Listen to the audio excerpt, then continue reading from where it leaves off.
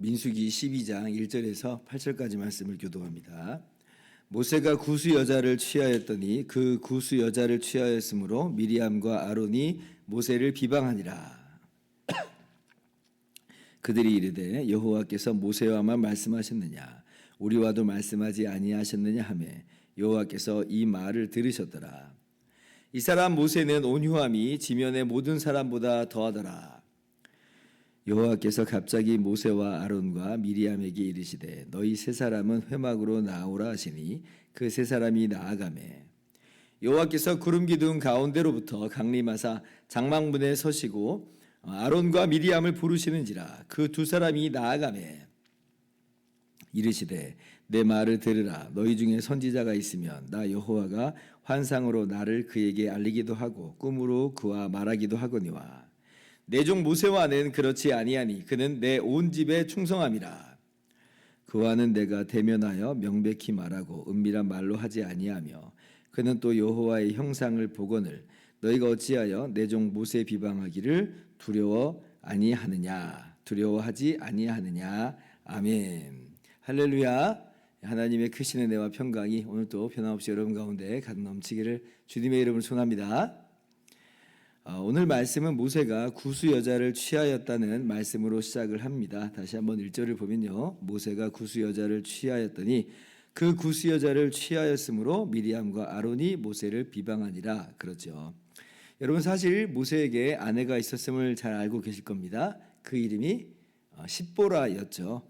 미디안 제사장인 이드로 또는 루엘의 그런 딸이었습니다. 출애굽기 2장 21절에 우리가 그 모세의 결혼 이야기를 잘 들어서 알고 있어요. 그런데 지금 오늘 이 민수기 12장에 다시 한번 이 모세의 결혼 이야기가 나온단 말이에요. 근데 이때 지금 이 여인을 뭐라고 말하냐면 구스 여자다 이제 이렇게 이야기를 합니다. 이게 그래서 어떤 의미냐, 무슨 상황이냐 할 때 여기에 두 가지 견해가 있습니다. 첫 번째는 이 구스 여자는 다름 아니라 십보라를 가리킨다. 그러니까 모세의 그 아내인 십보라를 가리키는 말이다라고 그렇게 이야기하는 견해가 있어요. 사실 십보라가 구스 여자였다는 것이죠.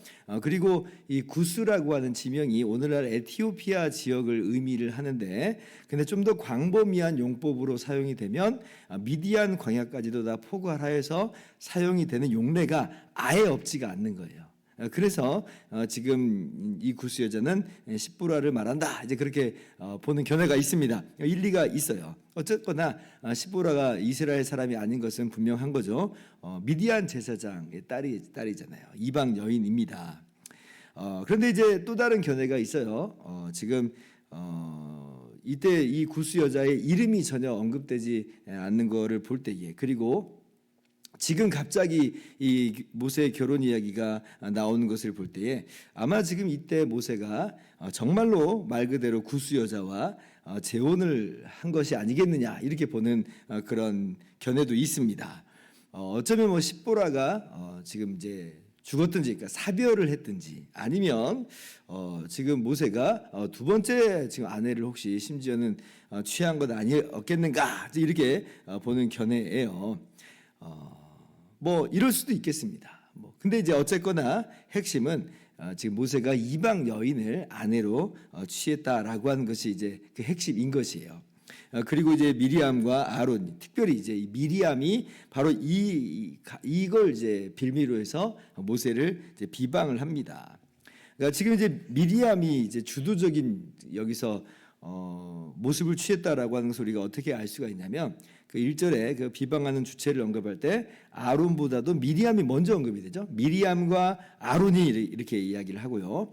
게다가 이 비방하다라고 하는 이 단어가 3인칭 여성 단수로 쓰여 있습니다.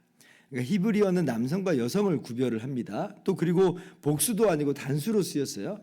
그러면 이제 이게 무슨 얘기예요? 3인칭 여성 단수로 쓰였다라고 하는 것은 미리암이 비방을 했다는 것이고, 아론은 어떻게 보면 그냥 거기에 동조하고 있는 어떤 그러한 형태로서 자리매김하고 있다는 거죠. 그러니까 나중에 벌 받은 사람도 누구만 벌을 받아요? 미리암만 벌을 받죠. 그러니까 미리암이 지금 비방의 핵심에 이제 있다라고 하는 것이에요.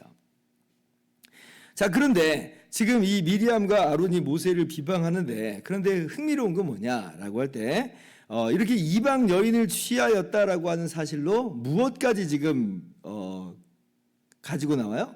2절 보니까 여호와께서 모세와만 말씀하셨느냐라고 하면서 지금 뭘 지금 걸고 넘어지냐면 모세의 지도권에 대해서 그렇게 지금 이제 이걸 가지고 이슈화 시키는 것입니다. 그러니까 지금 모세만 지도자냐? 아니다는 거예요. 우리도 사실은 지금 그런 지도적인 위치에 있다. 모세 봐라, 이렇게 허물도 많고 흠도 많고 하는 걸 봐라. 그러니까 모세가 너무 전면에 나서면 안 된다. 모세 좀 가만히 좀 있어라. 우리가 앞장을 서겠다. 뭐 이런 식으로 지금 이제 모세의 어떤 그 백성들을 지도하는 그러한 모습에 대해서 그거를 이제 걸고 넘어지는 거예요. 여러분이 이방 여인을 취한 거하고 이렇게 모세의 어떤 지도권을 지금 결부시켜서 함께 싸잡아서 지금 비방하고 이슈화를 할 수 있을 것인가? 만약에 그 이방 여인을 취한 것이 정말 도덕적인 문제고 윤리적인 문제다라고 하면 그럴 수 있습니다. 그러나 이것이 이제 윤리적인 문제하고 전혀 무관하다면, 이게 가능한 이야기라고 한다면, 그러면 지금 미리암과 아론의 이 공격은 완전히 부당한 공격이고 불합리한 공격이죠. 모세 입장으로서 너무나 억울한 겁니다. 아니, 구스 여자와 결혼한 게 뭐가 어때서? 그런데 그걸 가지고 지금 미리암과 아론이 모세를 비방하고 모세를 깎아내리는 거예요. 출애굽기 34장 14절을 보면요, 가나안 땅을 이제 정복할 때에 그 가나안 땅에 거주하고 있는 이 가나안 7족속과 결혼을 명백하게 금지하는 것은 우리가 찾아볼 수가 있습니다. 이렇게 기록되어 있어요. 또 네가 그들의 딸들을 내 아들들의 아내로 삼음으로 그들의 딸들이 그들의 신들을 음란하게 섬기며 내 아들에게 그들의 신들을 음란하게 섬기게 할까 하노라. 그러니까 지금 우상 숭배 우려 때문에 이 가나안의 7족속 그 사람들과 통혼을 완전히 금지를 시킵니다. 그런데 보세요. 이 구스 여자는, 이 모세와 결혼한 이 구스 여자는 분명 이방 여인은 맞아요. 이스라엘 사람은 아닌 거죠. 그러나 바로 이렇게 금지된 가나안 여인인 것인가 할 때 어때요? 그렇지 않죠. 전혀 그렇지 않아요. 지금 이 구스 여자는 지금 이 출애굽하여 가나안 땅으로 가기 전에 이 광야길을 함께 걸어가고 있는 그런 사람이잖아요. 게다가 그러면 이 구스 여자가 신앙이 그러면 우상 숭배라는 사람인 것이냐, 가나안적이냐 할 때 아니요, 성경이 거기에 대해서 침묵하고 있습니다. 전혀 이야기하고 있지 않아요.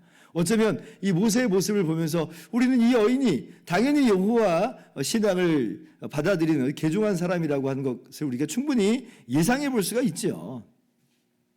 그리고 이스라엘의 그 역사도 들여다보면 물론 이제 이삭과 야곱이 그 혈연을 강조하는 이제 그런 내용들을 우리가 알고 있죠. 그러나 그러지 않은 경우도 있어요. 심지어는 유다 같은 경우는 가나안 여인과 결혼을 했었고, 그리고 요셉도 애굽에 거주할 때에 애굽 여인과 결혼을 했습니다. 그러니까 이방 여인과 결혼이 완전 금지된 상황은 전혀 아니다라고 하는 것이에요. 그래서 지금 이것이 과연 모세의 도덕적인 문제이겠느냐라고 할 때 아니다라고 하는 것입니다.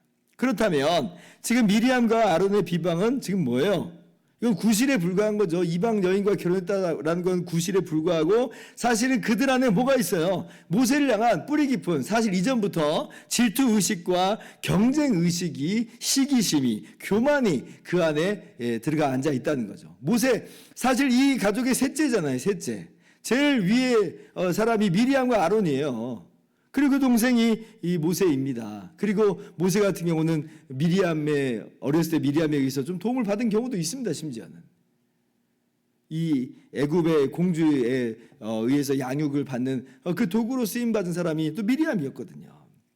그런 거 보면 모세야만 말씀하신 것이냐라고 하면서 자신들을 뭔가 내세우려고 하는 것이 이해가 돼요. 지금 자기 공로를 내세우고 싶은 것이고, 자기도 뭔가 부각되어 나타내고 싶다는 것이죠. 심지어는 사실 이 여인이, 이 구스 여자가 정말 십보라라고 한다면 이건 너무나 악의적입니다. 왜냐? 지금 이 이스라엘이 출애굽한 다음에 시내산에 거의 도달했을 때에 그때 십보라가 지금 이 대열에 이 출애굽의 대열에 같이 합류하거든요. 그러면 지금 최소한 10개월은 지금 이 미리 십보라의 정체를 알고 있었을 것인데, 근데 이제 와서 이걸 지금 빌미 삼아서 모세를 공격한다라고 하면 이거 너무나 악의적인 그런 모습인 것입니다. 왜냐하면 11절에 기브롯 핫다와의 재앙이 누구로 말미암았어요? 섞여 사는 인종이 탐욕을 품기 시작하며, 그러니까 그것이 전염돼서 이스라엘 사람들도 마찬가지로 고기를 먹게 하라, 이제 그렇게 원망하면서 불평한 것으로 번졌거든요. 그러니까 지금 섞여 사는 인종이 문제였다라고 하면서 모세 봐라, 아니 이 여인 모세의 배우자도 지금 섞여 있는 인종, 우리 이스라엘 정통 혈통이 아니지 않느냐라고 하면서 지금 그것을 끄집어내서 지금 모세를 공격한 하나의 도구화시키는 그런 장면을 볼 수가 있거든요. 게다가 지금 11장에 또 70인의 장로에게 하나님의 영이 임했어요. 모세의 지도력이라고 하는 게 지금 어떻게 보면 약화된 것처럼 보이는 형국입니다. 꼭 모세 아니더라도 하나님의 영이 다른 사람에게 임하여서 그들이 이제 하나님의 일을, 이스라엘 백성을 돌보는 일을 하는 것을 보게 된 거예요. 그러니까 아니 꼭 모세만 아니어도 되겠네, 아니 우리에게도 말씀하시는데 우리라고 못할 게 뭐가 있어 라고 하면서 모세를 또 공격하는 그러한 빌미도 될 거예요. 하나님께서는 70인의 장로에게 하나님의 영을 주심으로 동역을 하게 하신 것을 가지고 오히려 그걸 빌미로 해서 공격거리로 삼는 인간의 악독함을 우리는 여기서 보게 되는 것입니다. 참 악하죠. 그것도 다름 아니라 동생인데 그렇습니다. 동생에게 하는 모습이 그래요. 자, 그런데 모세의 모습 봅니다. 3절 말씀 같이 읽습니다. 시작. 이 사람 모세는 온유함이 지면의 모든 사람보다 더하더라. 참 인상적인 이 신앙인의 모습을 우리가 보게 됩니다. 모세가 정말 너무나 온유한 모습으로 지금 맞대응을 하고 있지 않는 것이에요. 제가 이 모세의 온유함을 절대화시킬 그런 마음은 없습니다. 왜냐하면 그 11장에서도 당장 힘들어가지고 나 좀 죽여달라고 하나님께 말하지를 않나. 나중에는 하나님의 그 자비를 오히려 자기 혈기로 오히려 이 하나님의 영광을 가리게 되는 이제 그러한 분노를 이제 내는 것으로 하나님의 영광을 가리는 그런 장면도 우리가 알고 있거든요. 얘 그렇게 완전한 모습은 아니에요. 그러나 그럼에도 불구하고 이 모세의 온유함이라고 하는 것은 다른 사람들이 모범으로 삼을 만한 그런 모습이다라고 하는 거예요. 다른 사람보다 더 훌륭한 모습이다. 그러니까 우리가 어떠한 모습을 취해야 되는지를 모세의 모습 속에서 보여주는 거죠. 아, 그렇구나. 우리도 모세와 같이 그런 온유한 모습으로 나아가는 것이 우리 신자의 마땅한 모습이로구나 라고 하는 것을 발견하게 된다는 것입니다. 그렇게 우리가 오늘 온유한 삶의 모습으로 살아갈 수 있기를 바랍니다. 말씀을 마칩니다. 정당하지 못한 공격, 어떤 비난, 비방을 들을 때 우리도 화가 치밀어 오르는 것이 우리들의 일반적인 모습입니다. 화나죠. 화납니다. 그러나 그렇게 막 화가 난다고 해서, 억울하다고 해서, 참을 수 없다고 해서 같이 팔벗어 붙이고 같이 머리끄댕이 잡으면서 싸우는 것이 우리의 모습이어야 되겠느냐라고 할 때 그러지 말아야 된다는 거예요. 그럴 수 없다는 거예요. 우리가 항상 우리에 대해서 주목할 것은 무엇이냐면, 우리는 참으로 가련한 죄인인데, 그러나 하나님의 아들 예수님께서 우리를 위해서 이 땅에 사람이 되어 오시고 우리를 위해서 대신 죽기까지 하여 주시는 그 십자가에 달리실 때 예수님 모습 보세요. 너무나 억울하고 부당하게 말도 안 되는 얼토당토하지 않는 이유로서 고소를 당하고 그로 말미암아 채찍질 당하고 십자가에 못 박혀 죽으시는데, 그런데 주님께서 거기에 대해서 뭐라고 안 하시잖아요. 그 죽음을 오롯이 받아들이십니다. 주님의 온유하심을 우리가 그 안에서 보게 되는 거예요. 주님의 그 십자가의 온유하심으로 말미암아 우리가 죄 용서 받은 거죠. 그 십자가의 대속으로 우리가 모든 죄가 허물이 용서함 받은 것입니다. 그러므로 우리가 이 사랑을 받았기 때문에 주님의 온유함을 닮아가야겠어요. 모세처럼 그래서 온유한 삶으로 살아가는 우리의 모습이 되어야 될 것입니다. 오늘 모세를 우리의 성도의 삶의 모델로서 그렇게 보여주는 것을 보면서 정말 이게 쉽지 않은 그런 삶의 모습이지만, 그러나 항상 우리를 단련시키시고 또 우리를 거룩하게 하시는 하나님의 손길인 줄을 알고 오늘 우리에게 만나는 모든 상황 속에서 온유한 삶의 모습으로 이 길을 걸어가는 저와 여러분보다 되기를 주님의 이름으로 축원합니다. 기도하겠습니다.